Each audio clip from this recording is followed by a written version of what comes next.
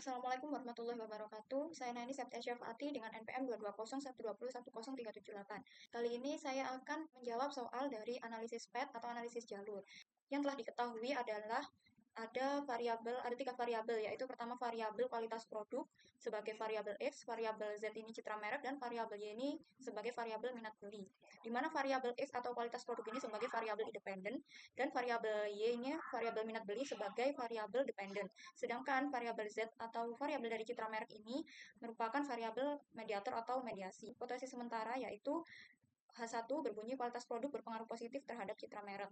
Hipotesis 2 atau H2-nya, kualitas produk berpengaruh positif terhadap minat beli, H3 citra merek berpengaruh positif terhadap minat beli, dan H4 adalah citra merek mampu memediasi pengaruh kualitas produk terhadap minat beli. Selanjutnya, halaman SPSS. Lalu, input data,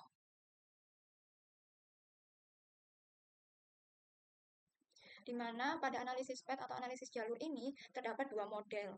Pada model pertama ini, di mana variabel kualitas produk berpengaruh terhadap citra merek. Dan untuk model yang kedua, di mana kualitas produk dan juga variabel citra merek ini berpengaruh terhadap minat beli. Selanjutnya kita akan uji hipotesis dengan uji regression, yaitu dengan cara analyze, regression, linear.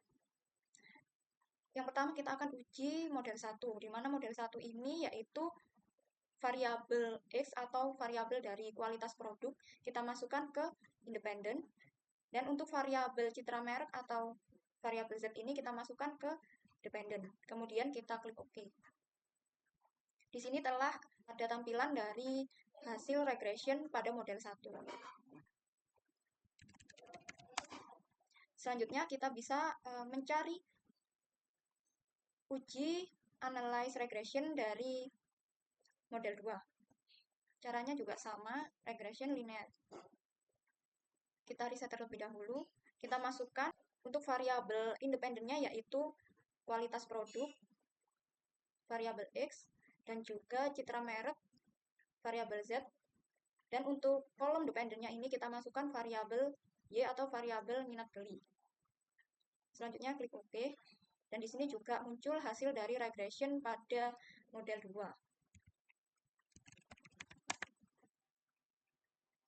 Selanjutnya untuk interpretasinya yaitu uji hipotesis. Di mana uji hipotesis ini kita dapat melihat pada nilai signifikannya.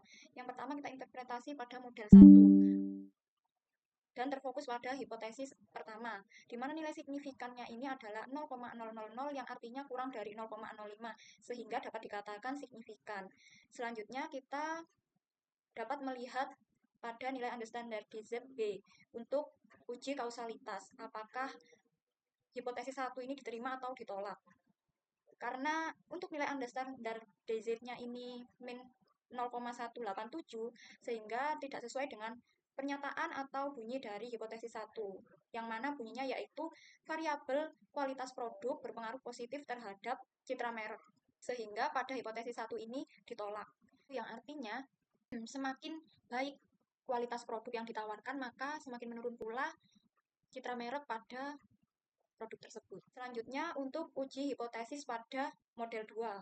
Untuk hipotesis 2 dan juga hipotesis 3, di mana juga sama dengan uji hipotesis pada model 1, yaitu berfokus pada tabel koefisien pada kolom signifikan. Di sini, kolom signifikannya adalah bernilai 0,00, yang mana berarti nilai dari signifikan ini kurang dari 0,05 dan dikatakan signifikan. Selanjutnya, untuk uji kausalitas pada hipotesis 2, yaitu dilihat dari unstandardized B, nilainya yaitu positif atau positif 0,341, yang berarti diterima, di mana bunyi dari hipotesis 2 adalah kualitas produk berpengaruh positif terhadap minat beli, yang berarti semakin baik kualitas produk maka semakin tinggi pula minat konsumen dalam membeli. Selanjutnya pada hipotesis 3. Pada hipotesis 3 ini nilai signifikannya yaitu sama, kurang dari 0,05 sehingga dikatakan signifikan, dan untuk uji kausalitasnya yaitu nilainya unstandardized-nya juga positif, sehingga pada hipotesis 3 ini diterima. Untuk pernyataan hipotesis 3 juga sesuai, di mana bunyinya yaitu citra merek berpengaruh positif terhadap minat beli.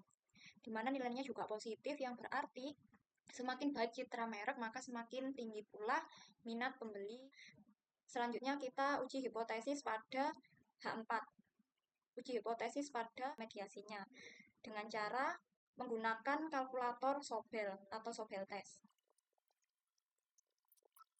Pada Sobel test ini kita dapat menginput nilai A, SA, B, dan SB, di mana nilai A ini didapat dari koefisien pada model 1,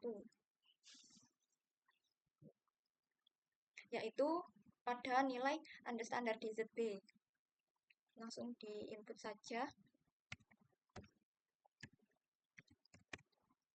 Dan untuk SA ini yaitu standar error dari model 1 atau dari konstan kualitas produk ini.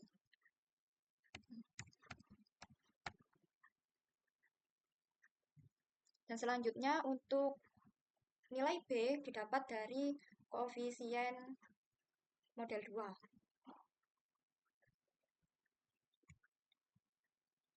Sama kita lihat dari unstandardized konstan citra merek. Kenapa kita melihat dari citra merek? Karena kita fokus pada uji mediasi. Karena kan pada mediasi ini di mana pada model 1 menguji antara kualitas produk terhadap citra merek, dan untuk yang selanjutnya adalah citra merek terhadap minat beli. Jadi di sini kita masukkan nilai unstandardized untuk citra merek terhadap minat beli, yaitu 0,555. Dan untuk standar errornya yaitu 0,126. Selanjutnya langsung kita klik calculate. Di sini langsung muncul nilai Sobel, standar error, dan juga p-value. Di mana untuk interpretasinya adalah menunjukkan bahwa nilai p-value-nya adalah 0,004, yang berarti nilai tersebut kurang dari 0,05, yang dapat dikatakan bahwa signifikan. Sehingga untuk pernyataan hipotesis 4 ini dapat diterima karena nilai p-value-nya ini kurang dari 0,05. Di mana bunyi dari hipotesis 4 adalah bahwa citra merek mampu memediasi pengaruh kualitas produk terhadap minat beli. Selanjutnya yaitu yang terakhir adalah uji koefisien determinasi. Di mana uji koefisien determinasi ini kita dapat melihat pada model summary. Untuk model yang pertama, model summary ini dilihat pada kolom adjust R square, di mana nilai adjust R square-nya ini adalah 0,114, atau dapat diartikan 11,4%. Yang artinya 11,4% ini dapat menjelaskan variabel kualitas produk dan citra merek, sedangkan sisanya yaitu 0,886 atau 88,6% dapat dijelaskan oleh variabel lainnya di luar penelitian. Selanjutnya untuk model 2, pada model summary juga uji koefisiensi determinasi pada kolom adjust R square, yaitu di mana nilainya 0,243, yang artinya 24,3% mampu dijelaskan oleh variabel kualitas produk, citra merek, dan minat beli. Sedangkan sisanya adalah 0,757 atau 75,7% yang mampu dijelaskan oleh variabel lainnya di luar penelitian. Sehingga untuk kesimpulannya adalah di mana hipotesis 1 ditolak karena nilai signifikan memang benar kurang dari 0,05 atau dikatakan signifikan, namun pada nilai standardized-nya itu bernilai negatif, sehingga bertolak belakang dengan pernyataan pada hipotesis 1, yaitu kualitas produk berpengaruh positif terhadap citra merek. Selanjutnya untuk hipotesis 2 ini diterima karena di mana nilai signifikannya ini kurang dari 0,05 dan nilai standardized-nya ini juga bernilai positif. Untuk hipotesis 3 juga diterima karena di mana nilai signifikannya kurang dari 0,05 dan untuk nilai standardized-nya ini pada uji kausalitas itu positif.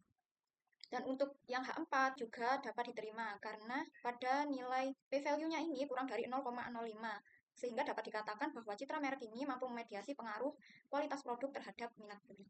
Sekian jawaban dari saya, apabila ada salah kata mohon maaf dan terima kasih. Wassalamualaikum warahmatullahi wabarakatuh.